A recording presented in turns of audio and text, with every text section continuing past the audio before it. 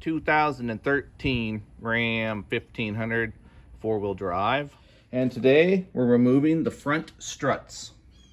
All right, reason why we're changing these struts is because they are leaking, and also because they bounced a lot and caused a lot of looseness in the front end. Actually didn't feel very good when you're driving with as loose as they were. They were due to be replaced.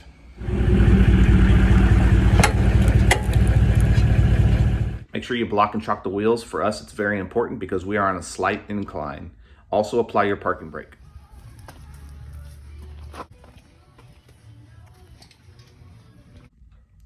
Jack up the front of the vehicle and secure the vehicle with both the jack and a jack stand.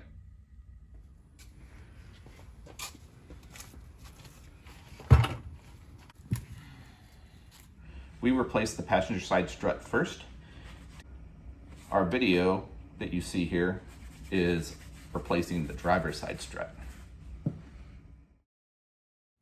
All right, so with the wheel off, we're spraying penetrant lubricant on the nuts that we're going to be removing.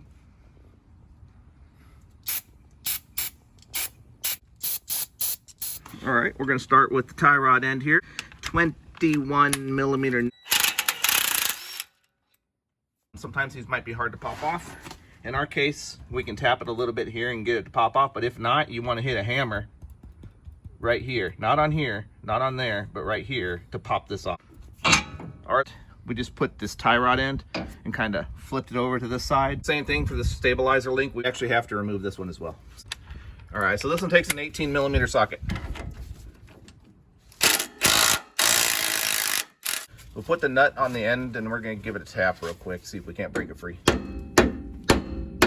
So using a pry bar and impact wrench, pry this off. So doing that should be able to loosen up a little bit of the rust. You should just be able to tap it out a lot easier. All right, so while he's finishing this off here, we're positioning a second jack underneath the lower control. Go ahead and put this tie rod end back into position. Just to kind of hold while I loosen this.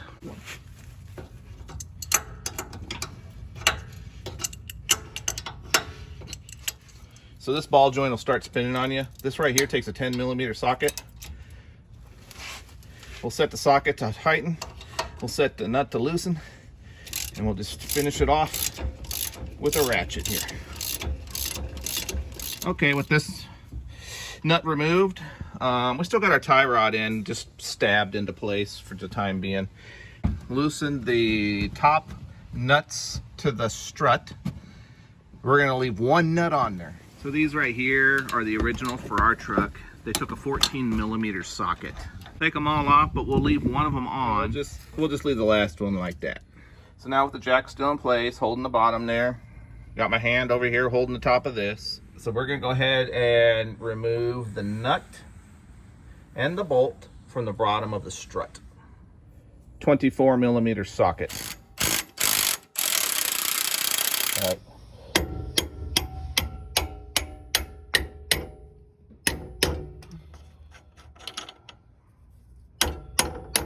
We'll finish it off with a punch.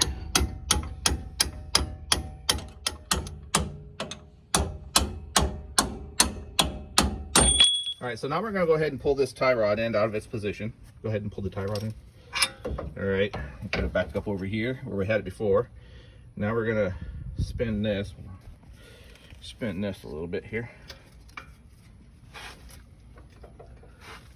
Lower the jack down now.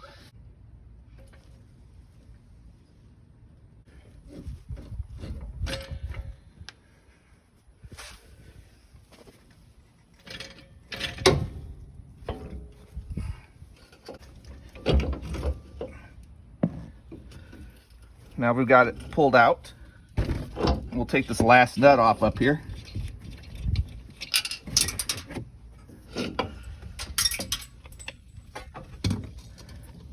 All right, so yeah, we're using the wood a little bit here, and we used a cargo strap. We just want to hold this up in place. You could figure out a contraption yourself too. This worked for us. Strut out. let's go get the new one. All right, so we brought ourselves a set of Rough Countries N3s. We got them lined up next to the old, looks like the original strut in combination with a Rough Country adapter. This X right here was facing towards us while we were pulling the strut out. So we've aligned the new strut with the little dimple part of the strut so that we know which end goes where. So we know that this side faces towards us. All right, let's get her in there. So we're gonna place the strut in top side first.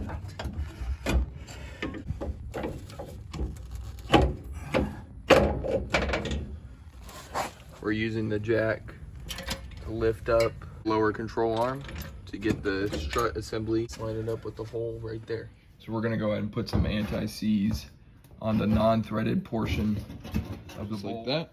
Put the anti-seize on. Now it's time to put the bolt back in. To line this up, you can use your crescent wrench, kind of grab that ear right here, and you can pull it towards you to line that hole up. Bingo. And I'm just gonna hand tighten this nut for now.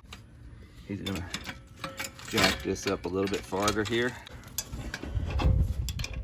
So we jacked it up a little bit more. The upper control arm. Upper control arm, sorry. Upper control arm ball joint. All right. Okay, we're connected at the top, connected at the bottom. Went ahead and stabbed our tie rod end into place.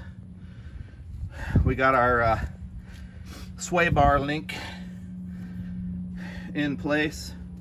We're gonna go ahead and put this little sway bar link bolt and nut in. Anti-seize, just in case we have to take it off again.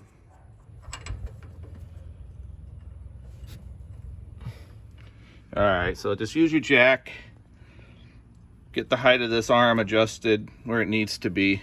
Bolt inserts in from the back side towards the front. Once you get it lined up, it'll tap right on in.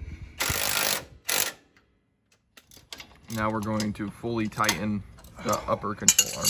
All right, now we're gonna go ahead and tighten those top strut nuts. It's gonna be a 15 millimeter for the top strut nuts. This was what came with the new Rough Country struts. All right, we're taking our cargo strap off. Now's a good time to check everything. Make sure all your nuts are tightened. We can remove our bottom jack now. All these nuts are tightened. It's just a tie rod, upper control arm, bottom strut, top of the strut, sway bar link. It's all there. If you break the jack like we did, make sure you fix that too. All right, time to get the tire back on there.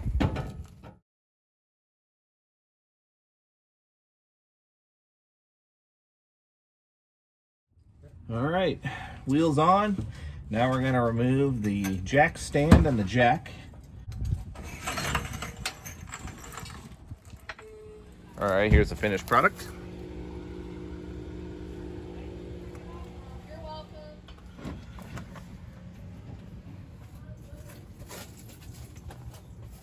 After the work is all done, it's probably a good idea to go ahead and get your front end aligned. That's what we did.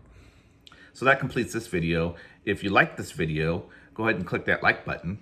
If you like the content on my channel, I'd appreciate it if you hit that subscribe button, and I will catch you on my next video. Take care.